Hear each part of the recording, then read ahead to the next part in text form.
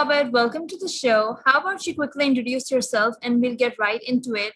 Today's topic being around tech strategy and team management. Hi, thanks for having me.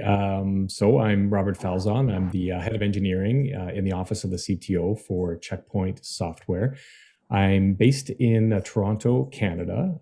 I've been with Checkpoint now this is my 18th year at the organization. So I've seen a lot with the company and certainly a lot in the industry as well. So, Robert, you work closely with the CDO, big teams, etc. Is it a challenge these days? Is it nerve-wracking? Is it exciting? How would you go about it?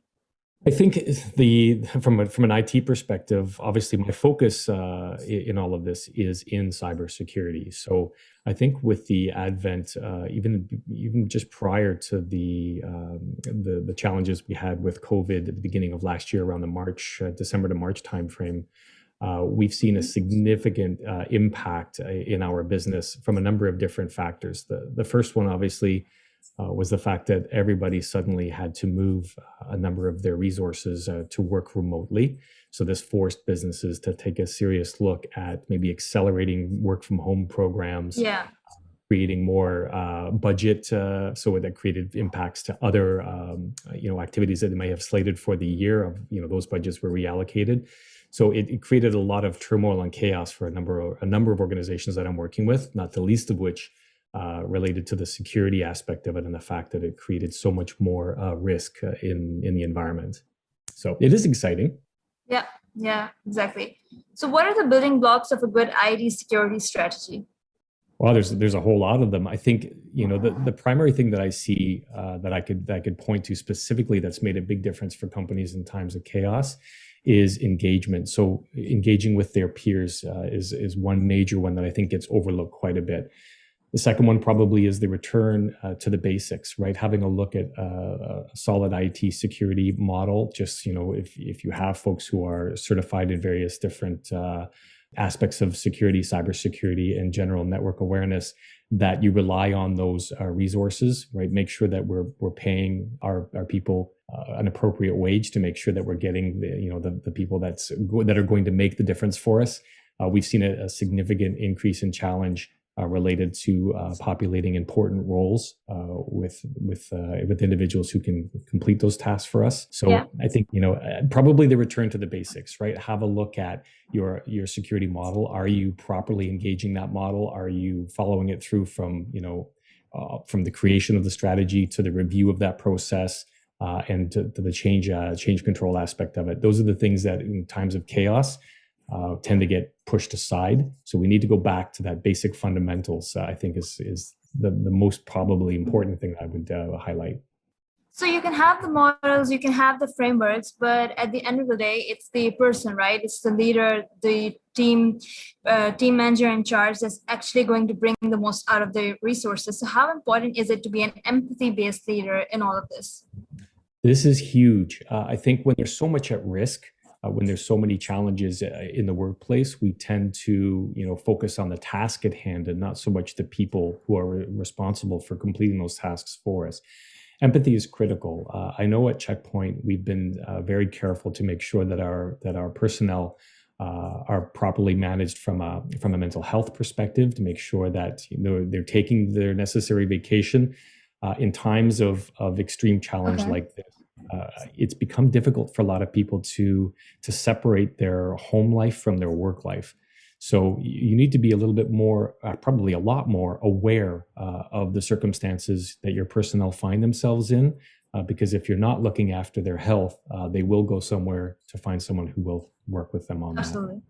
So how would you define your leadership style? Is it team-centric?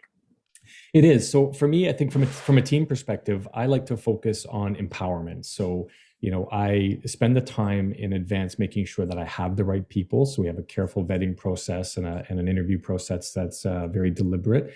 But then once we have those people in place, we tend to want to empower them, right? So I rely on their decision making. I make sure that they feel empowered to make change where they feel it's necessary. And I also like to keep them socially engaged so that they realize that the company is more than just the sum of the business, but they also have a direct impact on the communities that they find themselves in too. And you do have to be empathetic to understand those. So, if you talk about empowerment and about team management, has there ever been a time where you deliberately let your team fail so that they will learn from it? Do you see that as an effective strategy? I do, and yes, I have done exactly that. And as a top level executive, you do have to, as I mentioned, rely on the decision making prowess of those that you put in those places. So I think at this point, from a if you're trying to figure out a way to make them feel like they're engaged and make them feel like they're going to be successful, they will have to make decisions that sometimes will not be entirely accurate. I don't know everything, obviously, despite the term that I've had here. There's always fresh thinking and new perspectives. Uh, those you have to take risks sometimes, and I do believe that by empowering your personnel to make some of those choices and to support them when they do so, they will fail Yeah. sometimes. But failure is also the beginning of a new opportunity, right? So, what are your top three tips for giving feedback that empowers others? Well, that's a tougher one. I would have to say that from specifically from an empowerment perspective, I think you have to need to provide them the tools, right? So always be inquiring about whether or not they feel they're going to be successful. So you'll find sometimes that we might initiate a program, for example, and deliver it to our teams, and then expect them just to simply execute on it, not realizing that maybe there are aspects of their enablement that are missing. So I think one of the big ones is always keep your door open. So I empower my team to constantly reach out to me, whether or not they're direct reports of mine or skip level reporting. I always make sure that the door is open for communication. Second tip I would say is certainly to make sure that they speak up, demand change. If they see something that's not working, make sure they engage with the proper teams, and if they don't know who they are, to reach out to me so I can help them with that. And I think be bold, right? So one of the challenges we have sometimes in a leadership position is that it might be perceived that we're not open to ideas. I think despite the fact that we have a mission that we need to execute on, a lot of our junior members often have great ideas, and we need to find a way to make sure that they're empowered to share those ideas, and to give them the opportunity to succeed. To succeed. So, in hindsight, what is something that you've actually learned from your team?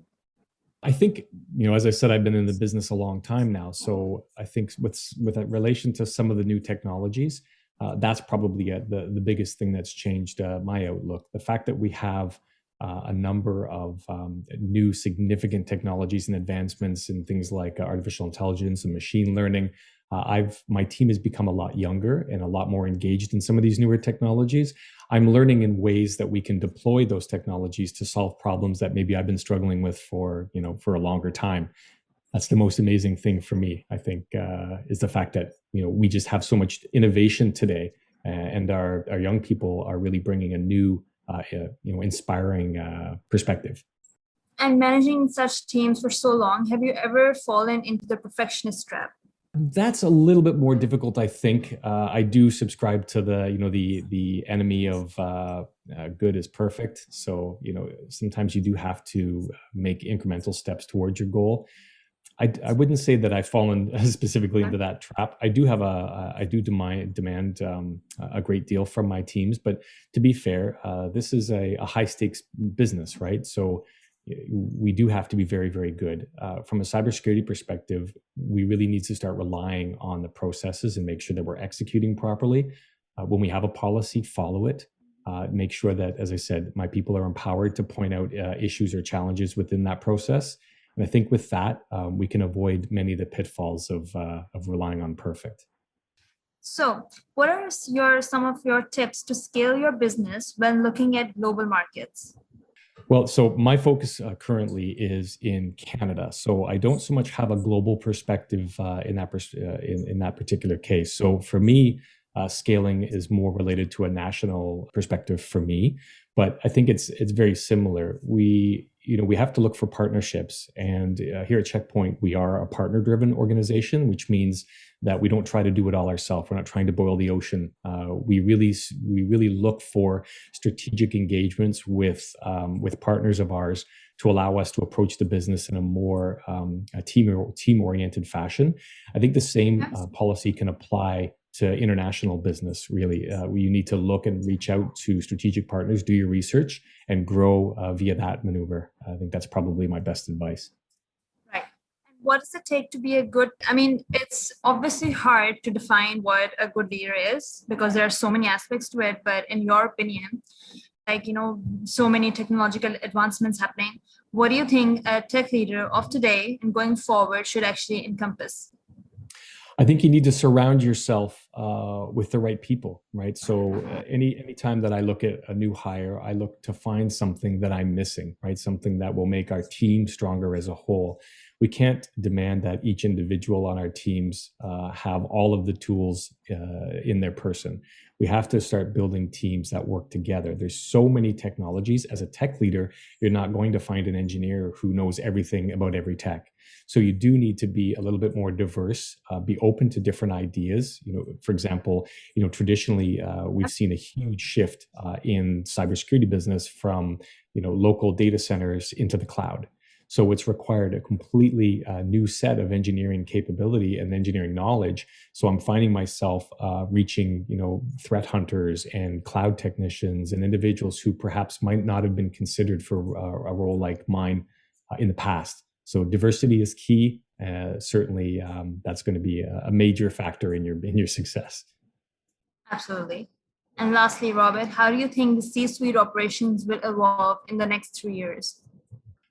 That's an interesting one. I think, again, you're going to see more collaboration. I'm seeing more and more every day now that individuals who are responsible for not just well, specifically, I'm involved in cybersecurity mostly, but the CISOs and CIOs that I'm working with are finding themselves constantly looking for more information.